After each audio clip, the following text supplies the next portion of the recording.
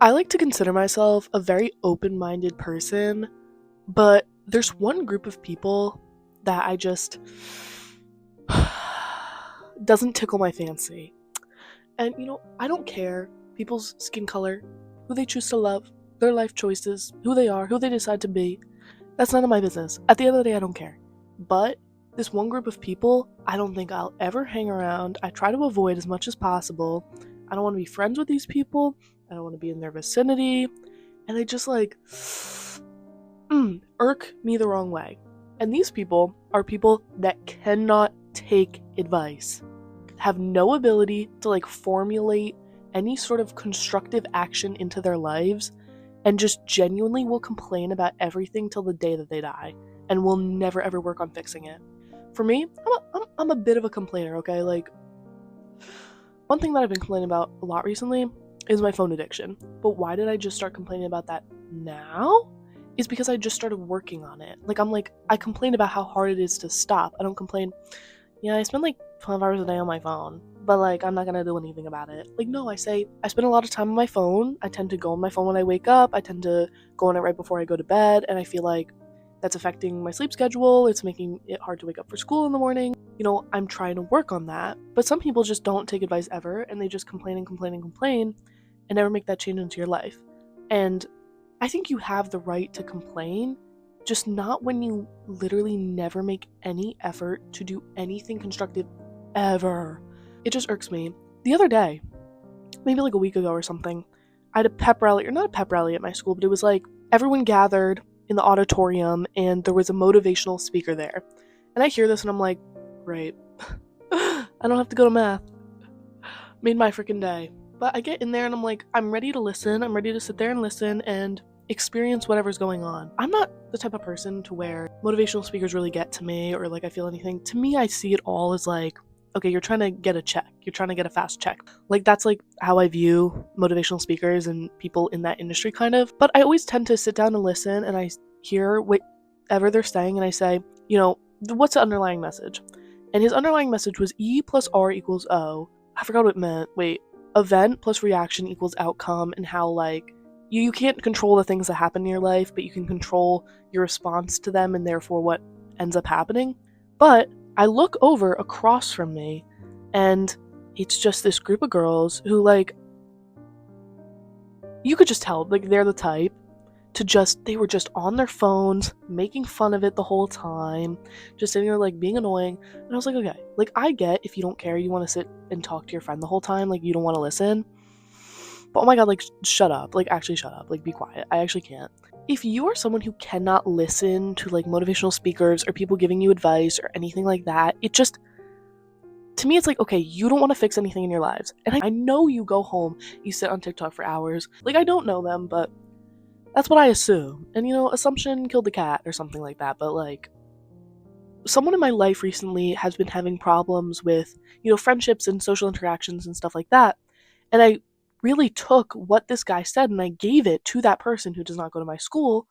And I gave that advice to them. I said, this is something that's happening in your life. That's something you can't control. Your response to it is what really changes the outcome. I used that for multiple weeks to come, and I still think about that. Even though I'm not the most susceptible to motivational speeches and I'm a little suspicious of people who do that type of stuff, to me, I still took the advice from it.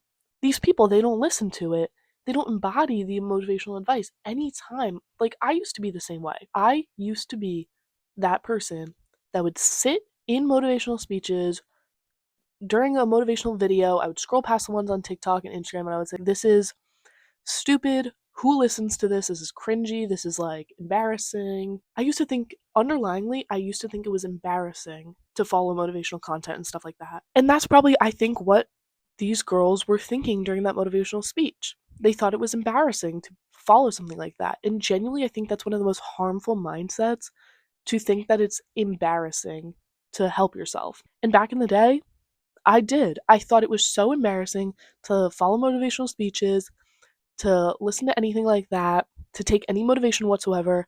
And I thought the coolest thing I could do was just rot in my room, rot away in all my problems, and just let everything fester. I thought that was the coolest thing in the world. And let me tell you, I never made fun of anyone who like followed that type of stuff. I never thought it was weird when other people would take motivation. I thought that was cool. I was like, how are you so able to do that? Because all my embarrassment came from my own self conscious. Like, I was so self conscious of myself and everything that I did. And at the end of the day, I think that's a lot of where people's problems come from is you have a situation, say your parents are divorcing, or you're struggling to find a job, or you're struggling to lose weight, or something of that nature.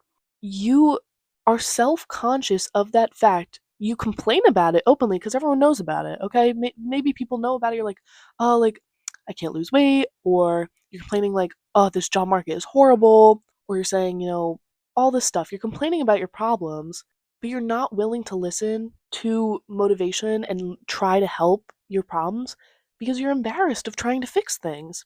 And that used to be me. I'm telling you, it used to be me. So if you're someone like that and you're watching this video right now, I'm going to help you get out of that. And you're going to say, this is so embarrassing. I don't want to listen to this girl. What does this girl know? Like, I don't want to listen to that. That's embarrassing. I'm telling you, just be quiet. Just stop. Like, I'm telling you, just try. If you are someone who is embarrassed of seeking help or motivation or anything, sit down. Sit down. And listen, okay? Number one, just stop. Just stop. Number one, quiet all the words in your mind, all the voices in your head that are telling you, okay, this is embarrassing, this is stupid. Like, just quiet that. And that is so challenging, but that is step one, people. You cannot make a change in your life unless you stop the voices in your head that are telling you it's embarrassing, or you can't do it, or you're not strong enough, this isn't for you, you need to dwell on your problems, you need to quiet that voice because you are never, ever, ever going to make a change unless you do. Step number two. What do you think step number two is? She has no words right now. Step number two is to look at all your problems, even write them down. When I started really trying to change my life, it was my January New Year's resolution to fix a lot of things in my life. Like, it was a general like resolution to have a better year overall. So I took a whiteboard and I wrote down a bunch of stuff that I had been struggling with. One of those things was phone usage. Another was like, I don't reach out to friends. I don't like text people first. I never make plans. And so I wrote down all of those things and I wrote down possible solutions. For me now, anytime I see a TikTok or an Instagram post or something that I find funny, I'll text it to one of my friends. Or if anything interesting happens in my life, I'll text one of them. So that helps me with reaching out first, because that's just something I've always struggled with. And I wrote that down and I immediately started it then. I think I did this in December, or maybe even, I don't know the month earlier than December, but maybe even that month. You need to start early with this stuff. Start before January 1st, okay, people? If you have a resolution, start before January 1st. And with phone usage as well, like I said, okay, I'm gonna stop using my phone right before bed. I'm definitely addicted to my phone. Are you addicted to your phone? I guess I'm alone here. At least I'm making an effort. I can complain about it because I'm making an effort, okay? But basically, I don't care if it's midnight right now. If you're awake enough to be watching this video, you're awake enough to go in your notes app, write down a couple things, or write down a couple possible solutions, and if you can't think of any solutions, look it up. Step three, write yourself a little reminder to take constructive criticism, to take advice, to take motivation.